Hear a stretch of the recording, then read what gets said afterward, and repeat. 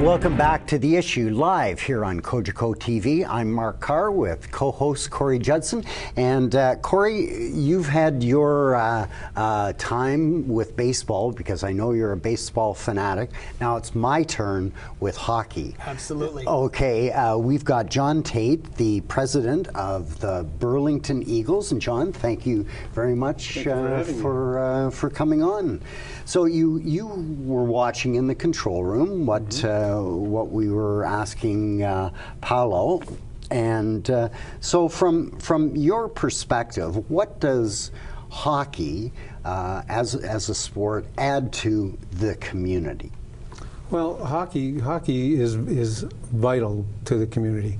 Number one, it's Canada's national sport, and you can see the passion every time there's a winter sport. Winter sport, that's right. Because yes, I'm a I understand lacrosse. I understand, but hockey's ingrained in every community, and it's important to every community. I'll use my own children as an example. I had 3 boys that all came through the system, and it helped me discipline them. It helped them learn commitment to teammates. It helped them learn integrity. It helped them with their skill development. Right. You know? So making sure that the infrastructure in every town is strong with sports is important, and hockey is important in Burlington. In Burlington, hockey is a big thing. We've got a lot of kids playing hockey, number one, but we also got the parents have choices that they can make in alternatives. And so it gives the parents the ability to go and shop around and make sure that they're getting the best for their son or daughter. Really? Because before, hockey used to be very community. You couldn't step out of that community if you were born in it, but I guess all that is you're touching a nerve. is thrown aside now. Can you move from community to community? Not quite yet, but it started. In midget age group, yes, you can play wherever you want. And I struggle a little bit with myself because I don't want to be old thinking, but I can't help but keep coming back. The common sense is for hometown hockey.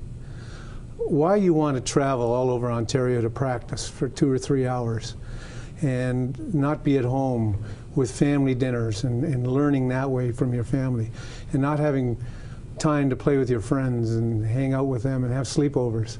That's what hockey's become, and it's sad. Do you mind if I read something from? No, go right ahead. This is from in 2001 at our gala. Recent mandates from the OHF are beginning to affect the OMHA. From the OHF, Ontario Hockey Federation. Correct. Are beginning to affect the OMHA and its fundamental belief in principles of hometown hockey. Remember, this is 2001.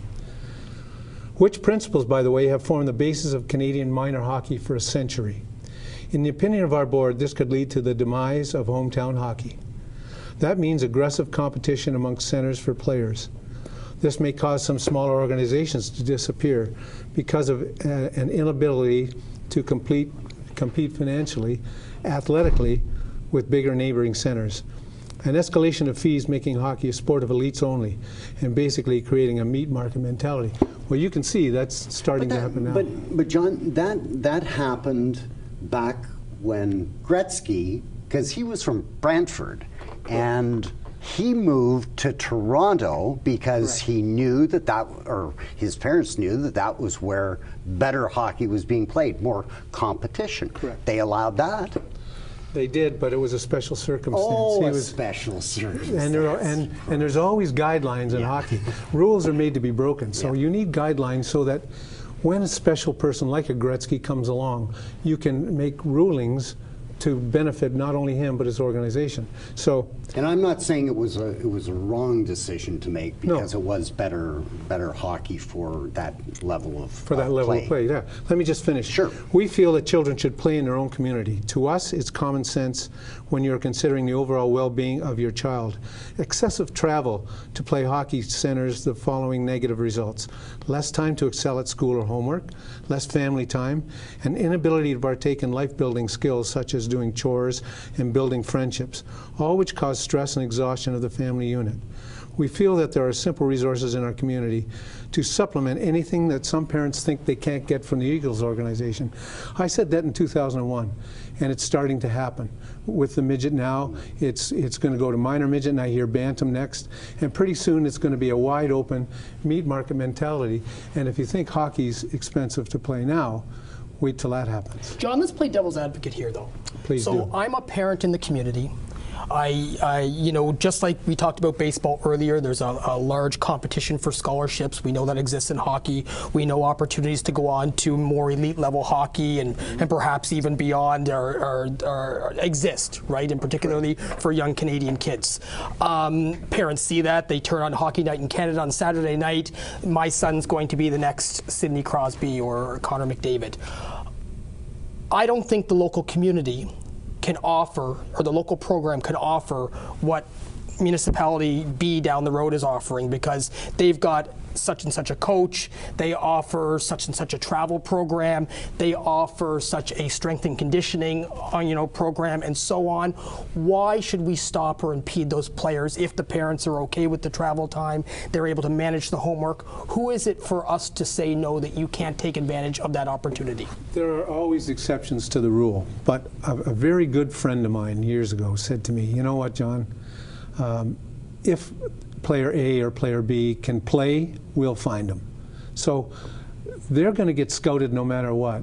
And that's what the parents need to understand, that it's the smallest of minority that make it to the NHL, and that's really their goal. You can see it in the rinks now, the tension amongst parents to, as you know, the Burlington Eagles, AAA, AA, and single A.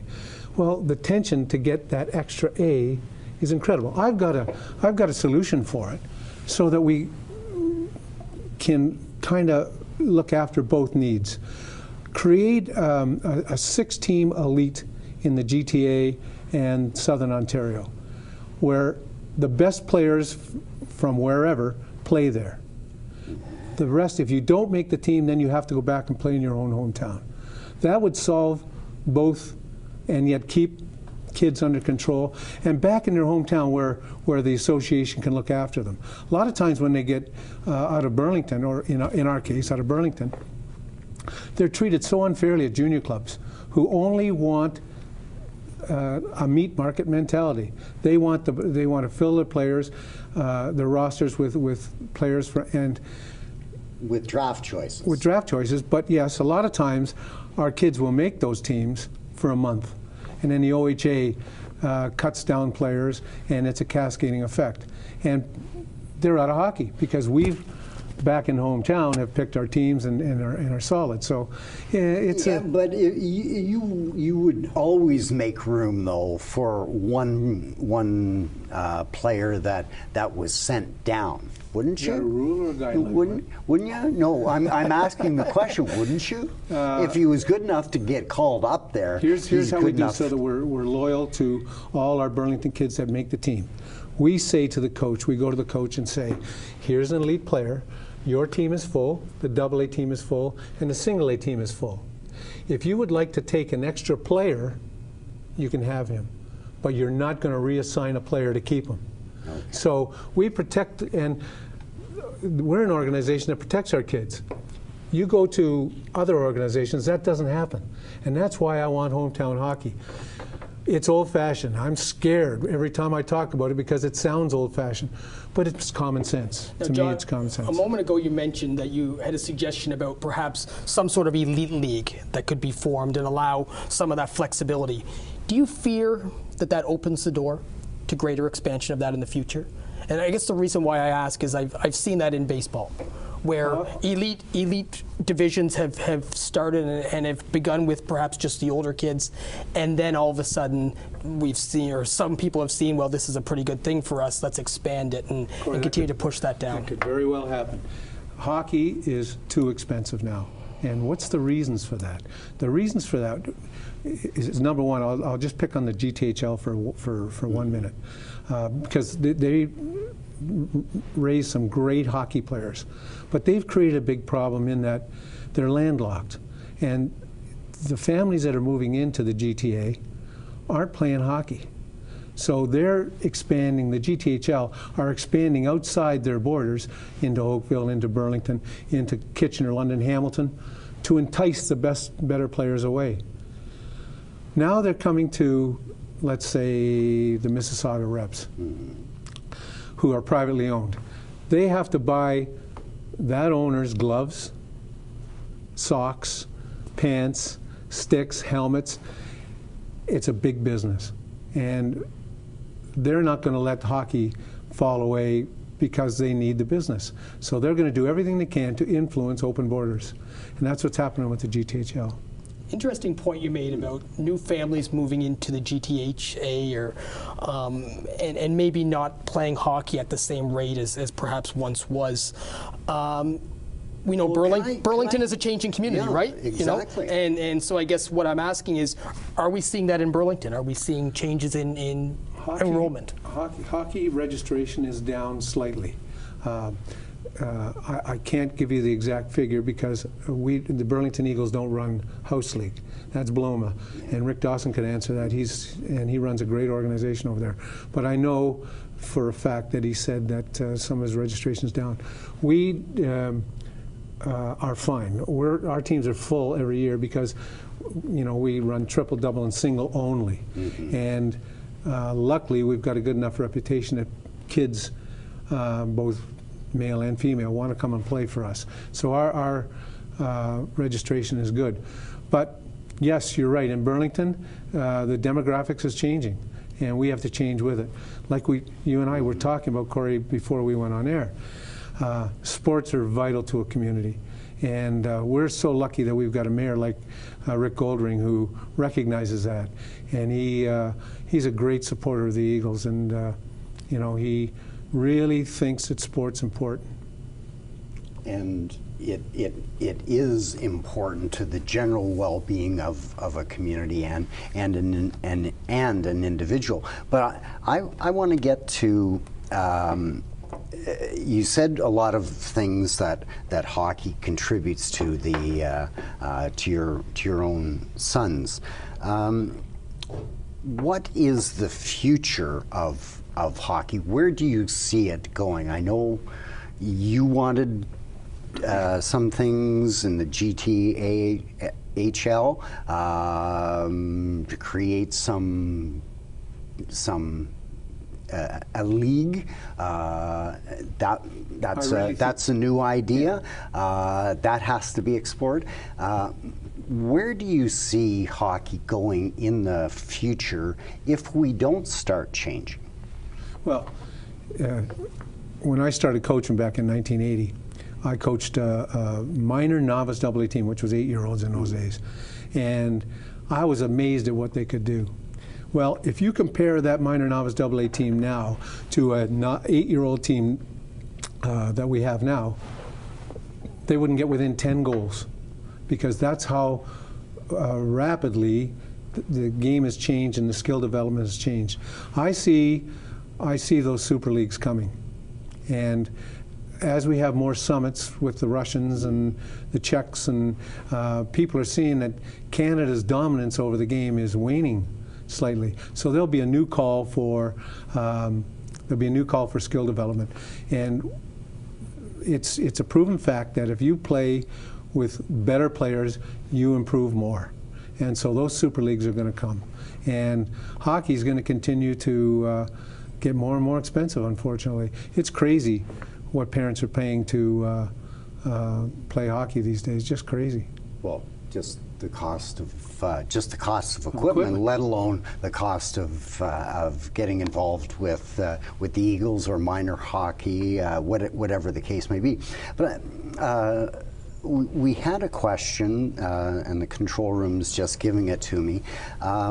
Do you find a difference between a mid-sized city like Burlington and the attitudes in a small town in terms of hockey? And what are those? Well, Georgetown, for example. Yeah. Intensity is the number one thing. They're more prone to hometown hockey than the larger centers, and so they compete a lot harder even though their skill might not be the same. And the reason I say that is not to knock, you use Georgetown as an example, but let's use them. In Burlington, we have a wealth of hockey experts that teach power skating, that teach shooting, defensive play, cycling. They don't have those resources in Georgetown. And we, this year, the Burlington Eagles, upped our registration quite a bit because we wanted to make sure that our doubles and singles were getting the same opportunity at skill development as our AAA.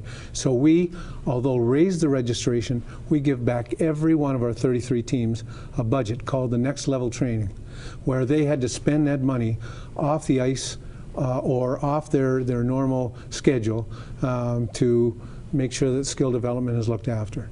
And it's working, and the parents are loving it so far. Would you not find that a smaller town like Georgetown, could get swallowed up in this this league that you have in mind? Yes, it could, but again, the league I have in mind is only for lack of a better term, quadruple A. You got AAA, AA, single A now. Yeah. Let's make a quadruple A league where just the top elite players all over Southern Ontario play. And mandate that if you aren't successful at making that team, then you return to your own center and have to play there. I think that would work. Okay, all right, that's... In the old days, you know, when you and I were watching hockey, I won't use you, but me, when I was watching hockey, a lot of those players were owned by NHL clubs. Yeah. And it's changed now where it's a lot more open. And the skill development, because of that, has skyrocketed. Players are big, strong, and I agree that the game has changed significantly. I don't know whether Gordie Howe would make a team with the Giants these days. Exactly. Playing out there. But one of the things when hometown hockey that we can control, that we're firm believers in not only skill development but life skill development. Paulo said that in his session, that you know, that kind of development is important, and you need strong volunteers. We introduced 11 years ago a thing called the gift of giving back to one's community, because we wanted to teach our children to give back to the community. So we started a food drive that we don't like calling a food drive, because our intention is to teach children to give back to the community. We picked some beneficiaries like Salvation Army, Partnership West, Carpenter Hospice, Halton Women's Shelter, and Food for Life. And every year, and this year, November 1st and 2nd, at M.M. Robinson High School, we will collect probably over 300,000 pounds of food. In the 11 years, we've collected over 1 million pounds of food to give back to our community. And that food drive is on the screen for our and audience. Also the who we are, and it's important to every community to teach. What we find too now, I also heard Paulo say this as well, that some of his parents are coming back now that played through Bamba to coach. We're seeing that more and more, where children that came through our system are now coming back to the community. There's no secret why Burlington's one of the best places to live in Canada. It's because of the community and the people in it. Absolutely. And we are growing more of those so that the circle never ends. Now, I also asked Paulo what his relationship was with the municipality. But once a diamond is established, I mean, that's what it's used for, baseball. When you got a pad of ice, that can be used in many different ways. What is the ice users, which you're part of, yes. I assume, what is your relationship with the ice users, which is a group of users of ice pads that represent and then takes that to the municipality? Great question. We are so lucky in Burlington that we have the Parks and Recreation people that we have. We work hand in hand to work out problems and to divvy up a shortage of ice like no other community. In fact, they use us as an example at other communities when London or Kitchener ask how we get along so well with the ice users. there's no secret we have a shortage of ice in Burlington. We supplement the lack of ice time by doubling up practices. So we'll have 2 teams on an ice pad that normally would only have 1. We need another rink. But the problem is single rinks don't make money. You need a double rink. They need to twin Skyway Arena. That's what that's been on the books. It's on the books. That's a discussion we got to make it happen. For years. We got to get Paul Sharman moving down there and get a double rink for his community. So, yeah, we're fortunate in that we work together. As you may or may not know, there's 2 private owners in town. Well, 1 private owner, but they have 3 rinks. They're used up to the point where they're buying city ice as well. So there's no secret there's a shortage of ice in Burlington. Our problem is that we've got too many single pads. Now let me also give a shout out to the arena staff. And you got about 30 seconds left. Our arena staff in Burlington are second to none. They keep those rinks up and running and in perfect cleanliness, and I can't say enough about them. Okay, well that's good to hear. So let me just shoot in another question here. Would doubling ice pads, would that alleviate the issue of the need for more ice, or is it always going to be a problem? Because an arena is a very expensive thing to build. There are some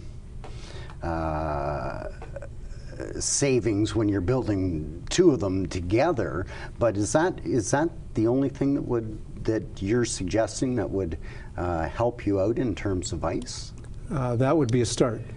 As the rinks are ready to retire, like Nelson, like Aldershot, like Central, they need to be renovated, and we need to think about twinning. I think we need 2 twins. 1 at Skyway, and either Nelson or there's no room at Central. No. But Central needs to be refurbished. It's a wonderful rink to watch a hockey game at, but it's tired. Okay. It's time.